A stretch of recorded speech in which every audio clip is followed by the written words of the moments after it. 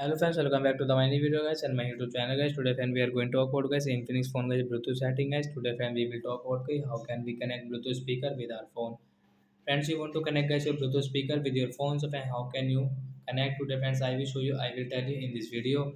So friends, now let's see how can we connect Bluetooth speaker with our phone. Friends, we will on our phone setting.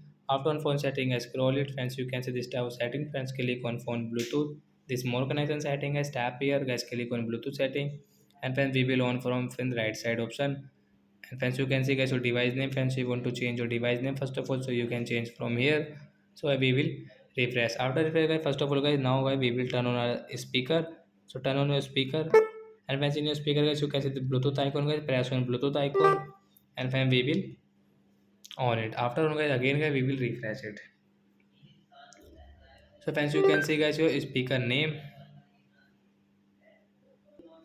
So after 4 and 5 seconds guys you can see guys your speaker name. So guys tap on speaker name to connect guys, then guys your speaker will connect guys after 3 and 4 seconds guys. Wait here guys.